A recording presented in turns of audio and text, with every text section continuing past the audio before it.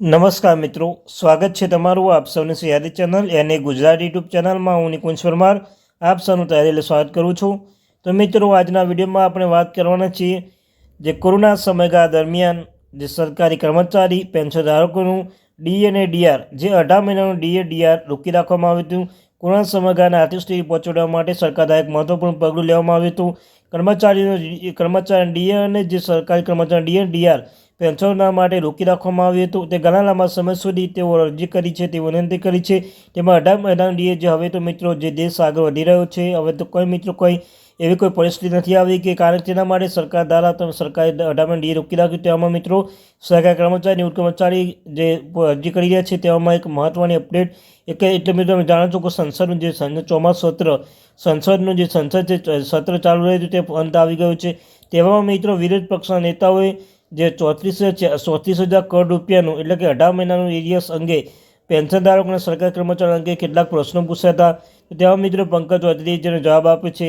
શું જવાબ આપ્યો છે તો તેના વિશે આપણે વિડીયોમાં ચર્ચા કરીશું કે 18 મહિના એરિયસ અંગે ક્યારે આપવામાં આવશે. તો મિત્રો જો આ મહિના વર્ષમાં આપવામાં આવશે કે આગામી સમય આવતા વર્ષમાં આપવામાં આવશે તો તેના વિશે આપણે ચર્ચા કરીશું. તો વધારે સમય ન બગાડતા વિડીયોની શરૂઆત કરું છું. વોટ્સઅપ ચેનલ બંને બનાવે છે, લિંક પર ડિસ્ક્રિપ્શનમાં મૂકું છું, જોઈન થઈ જજો.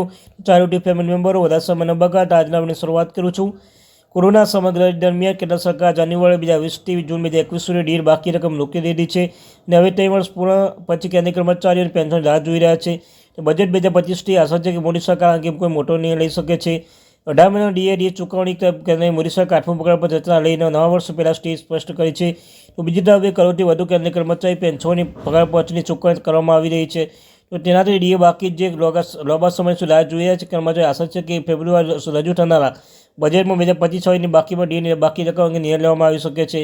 રાષ્ટ્રમાં 1 ફેબ્રુઆરી 2025ના રોજ મોદી સરકારને સંપૂર્ણ બજેટ રજૂ કરશે. દરેક વર્ગના બજેટ પાછળની ઘણી અપેક્ષા છે. કર્મચારીને અવિયાવ આશા છે કે મોદી સરકારના બજેટમાં જુલાઈ 2020થી જાન્યુઆરી 2021 સુધીના ડીએની બાકી રકમ અંગે નિર્ણય લઈ શકે છે. જોઈન્ટ કન્સલ્ટેટિવ મશીનરી જેસીએમના સચિવ શ્રી ગોપાલ મિશ્રાએ પણ અંગે કેન્દ્ર સરકારને ઘણી વખત વિનંતી કરી છે અને કર્મચારીના સંગઠન અધિકારનું માનવું છે કે સરકાર આ વર્ષમાં સુધીમાં બાકીની રકમ વિચાર કરી શકે છે. જો કે સરકાર તરફથી હજુ કોઈ સત્તાવાર નિવેદન બહાર પાડવામાં આવ્યું હતું, પરંતુ આ ચર્ચા 3 વર્ષ પછી કર્મચારી થોડી આશા આપી છે. નેશનલ કાઉન્સિલ ઓફ જેસીએમના શિવ ગોપાલ મિશ્રાએ કહ્યું કે લેવલ 1ના કર્મચારીઓનું ડીએ રિયસ 11,880થી લઈને 37,554 વચ્ચે છે. જો ગણતરી લેવલ 10ના 78 સીપીસી બેઝિક પે સ્કેલ અનુસાર 1,23,100થી વધી 2,15,900 અથવા લેવલ 14ના પે સ્કેલ માટે કરવામાં આવે તો કર્મચારી હાથમાં મોંઘવારી ભથ્થું એરિયસ 1 હશે અને 44,200થી લઈને 8,200 ચૂકવવામાં આવશે. જો કર્મચારીનો મૂળ પગાર 56,000 રૂપિયા છે તો 3 મહિનાનું 13,654 પ્લસ 3,242 એટલે મિત્રો 13,654 રૂપિયા એટલે કે 37,554 ડીએ બાકી ચૂકવવું પડશે. સ્ટર 10ના 78 સીપીસી મૂળભૂત પગાર ધોરણ અનુસાર 1,23,100થી રૂપિયા 2,15,900 લેવલ 14ના પે સ્કેલ માટે ડીએની બાકીની રકમ 1,54,200થી 2,18,200 રૂપિયા સુધીની થઈ શકે છે. તો મિત્રો આ તે મારી થેન્ક યુ વેરી મચ.